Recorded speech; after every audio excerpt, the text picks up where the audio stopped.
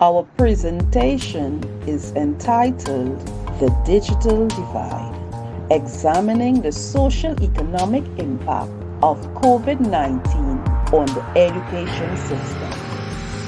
This video was created as a research assignment for the University of the West Indies Diploma of Education Program 2020 to 2021. Is brought to you by Zakia Edwards, Patricia Jackson, Danielle Bridge-Mohan, Annalisa Yates-Lauren, and I am Cheryl N. Roberts. What is digital divide? Digital divide is generally referred to as a gap that exists between those persons and communities that have access to ICT and those that do not. In part, the solution for bridging the digital divide is to enable universal access and service, that is, making available basic telecommunications services at an affordable price for all in society.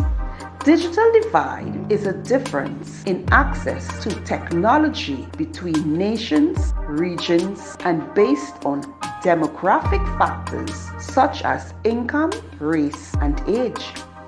Here are some common factors of digital divide. Number 1, infrastructure. Generally speaking, networks are faster and more reliable in urban areas versus rural areas, and developed nations versus undeveloped. Globally, a significant number of people still live in an area that is not served by a wired internet or a mobile network. Number 2, devices. Access to computing devices such as computers, networking gears, and mobile phones. Low-end devices and aging hardware do not have access to the same services as modern-end devices. For example, a number of devices that exist out there are unable to run the majority of software required by curriculum standards due to inadequate hardware resources. Number 3, education. Access to computer in school, the effective use of technology in classroom, and teaching of basic technology skills to students. For example, a school where every student has a laptop or tablet versus a school with no computers. Likewise, access to computer science classes and after-school clubs differ by nation, region, and demographic factors such as income. Number 4, defensive computing. Knowledge of safe computer practices and information security. For example, a school where children are taught about internet safety and defensive computing versus a school where students are provided with technology without any thoughts to security. Number 5, information security. Information security requires proper management of devices. This often means that you need to continually upgrade software and hardware at a cost that creates a security divide between people based on income. Number 6, cost. In many cases, people who don't have access to sufficient food, shelter, medical services, and education do not have access to the internet and mobile phones. Mobile technology has been shown to benefit economic activities and access to knowledge in the poorest of nations. However, the cost of these services can be punitively high, as a significant percentage of income may be devoted to mobile phones-related costs. And number 7, blocking. Areas where internet services are blocked by telecom companies or government censors. For example, a nation or telecom company. In order to understand how COVID-19 has impacted education in Trinidad and Tobago, we must look at the state of our education system in relation to our economy prior to the pandemic and compare it to what it is today. To formulate a picture of our education system, we can look at the Ministry of Education's Draft Education Policy Paper 2017 to 2022, which is available on the Ministry of Education's website. The Ministry of Education states in the policy paper that it will seek to ensure value for money and adherence to best practice as it strives to achieve quality education for all citizens. It went on to state that in so doing, the Ministry of Education will seek to align its policies to national goals as outlined in the Government of the Republic of Trinidad and Tobago's National Development Strategy, Vision 2030. The policy paper also pointed out that strategies expounded in CARICOM's HRD 2030 Strategy and Action Plan, as well as the UN's SDG of 2016, have also formed part of the body of knowledge and wealth of ideas which contributed to the draft policy document. The 17 Sustainability and Development Goals outlined by the UN and subsequently adopted by many world leaders, the overarching goal as it relates to education is as follows. Goal 4. Ensure inclusive and quality education for all and promote lifelong learning. The Ministry of Education has developed the National Curriculum Framework, which is the basis for all education and curriculum decision making, including the design, development, and implementation strategies for a new system of teaching and learning covering those foundation years of education. The National Curriculum Framework establishes a consistent foundation for learning that is undergirded by the Ministry of Education vision, mission, and the 5 value outcomes for all children. The Ministry of Education's overarching goal is to educate and develop children who are able to fulfill their potential, academically balanced, healthy and growing normally, well-adjusted socially and culturally, and emotionally mature and happy. Let's look at a brief historical perspective of our education system so we can see how it has progressed over the years. Dr. Freddie James, a lecturer in the area of educational leadership at the University of the West Indies, St. Augustine, in her 2013 article entitled The School Improvement Policy Context in Trinidad and Tobago, outlined 4 phases of school improvement in Trinidad and Tobago. Phase 1. Post-emancipation independence, 1850 to 1960s. This phase focused on the equal opportunity and access to education and saw the construction of many government schools. Phase 2. Post-independence 1960s to 1980s. This phase also focused on equal opportunity but through greater state involvement in teacher training and curriculum planning. Phase 3.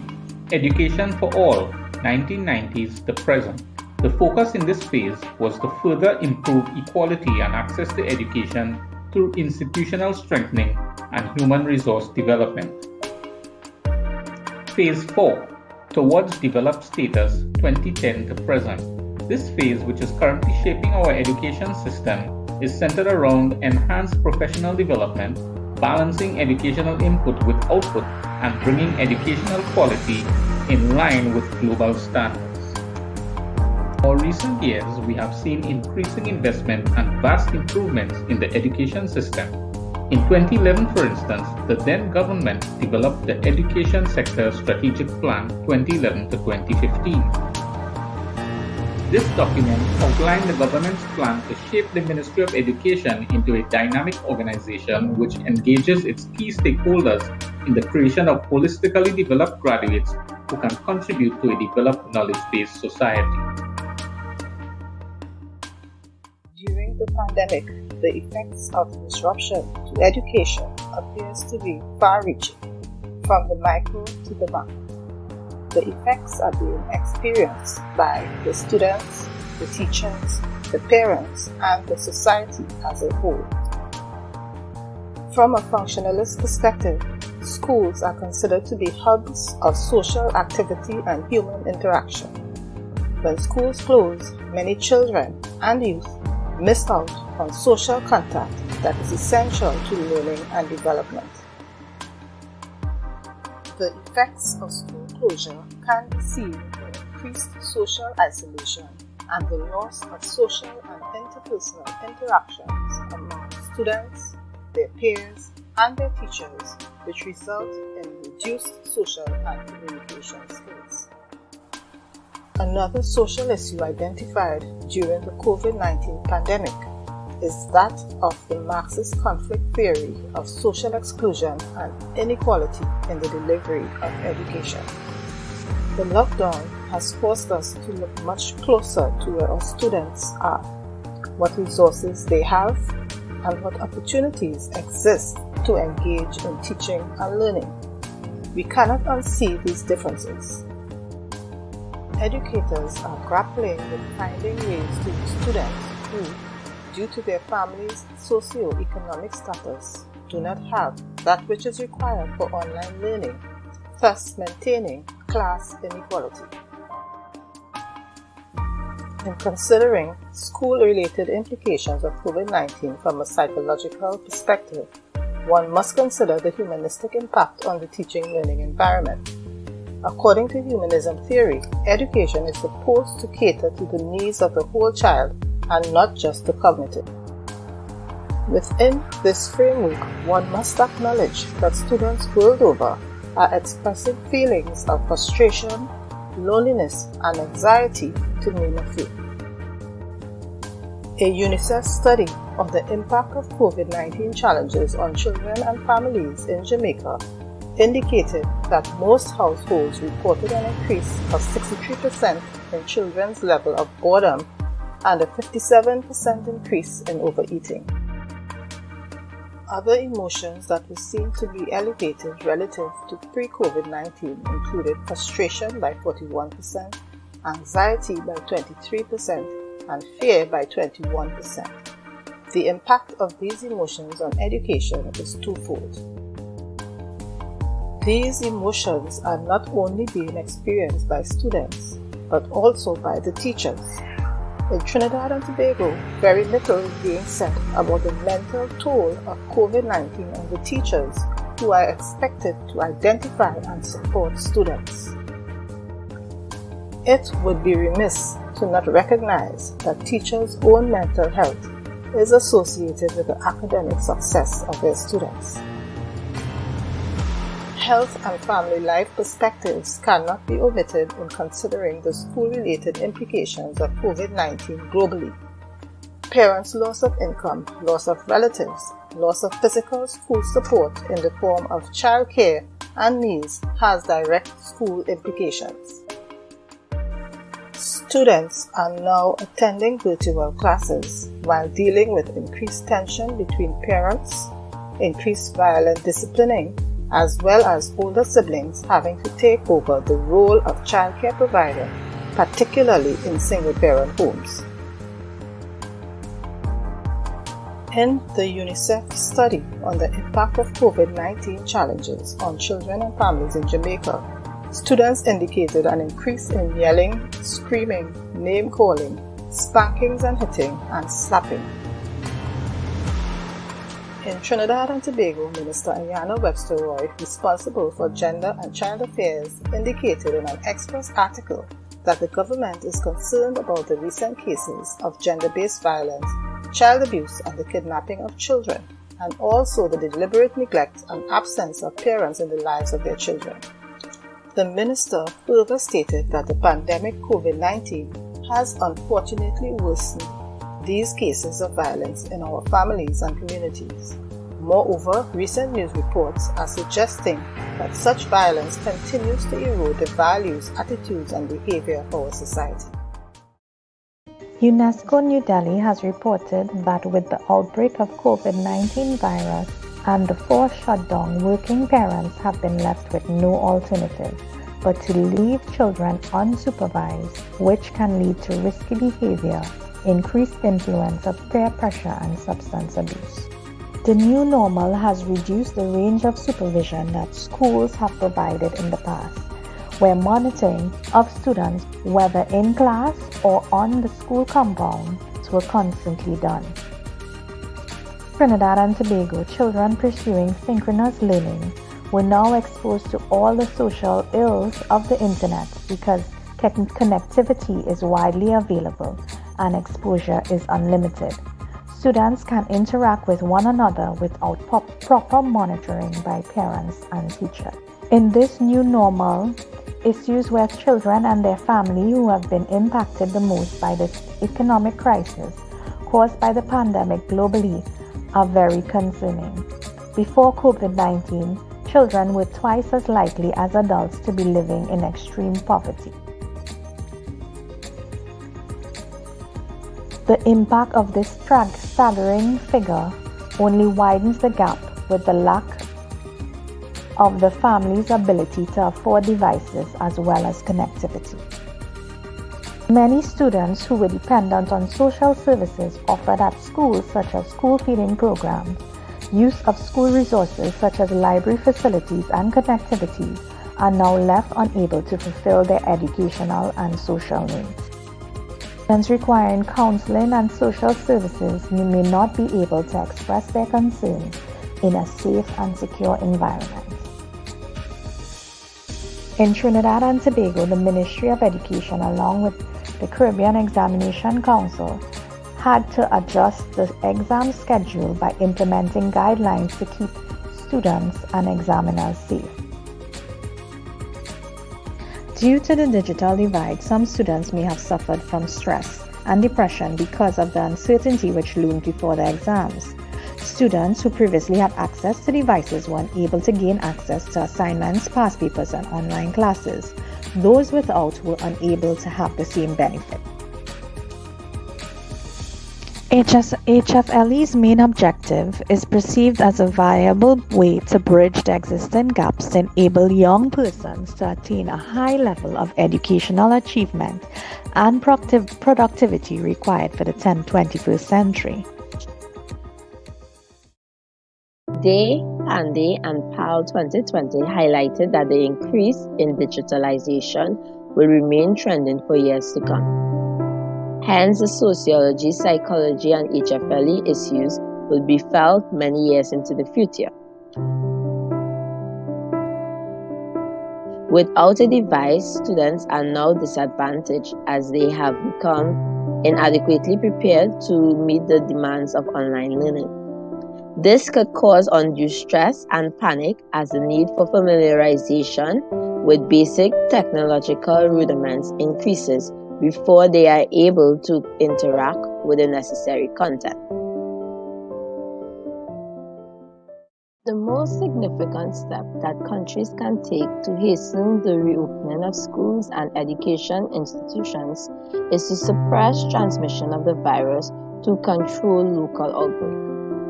Through educational reform, the Ministry of Education can effectively create a policy that caters to the safe reopening of schools and ensure inclusion and equity of all students.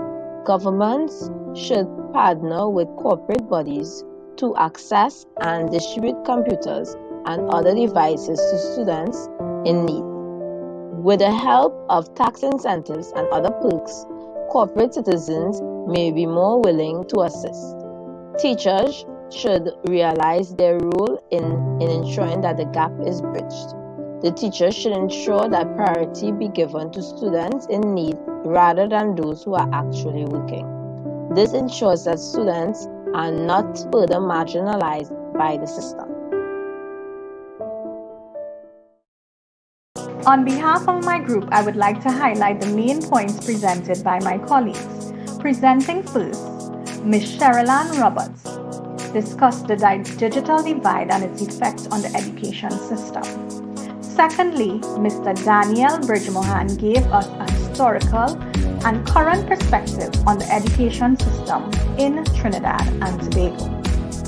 Ms. Patricia Jackson critically examined how the pandemic affected the education system. Ms. Annalisa Lawrence focused on the psychosocial impacts of the pandemic on students. Finally, Ms. Zakia Edwards looked at how the pandemic would affect the education system in years to come and made recommendations to bridge the digital gap. Thank you for listening to our presentation.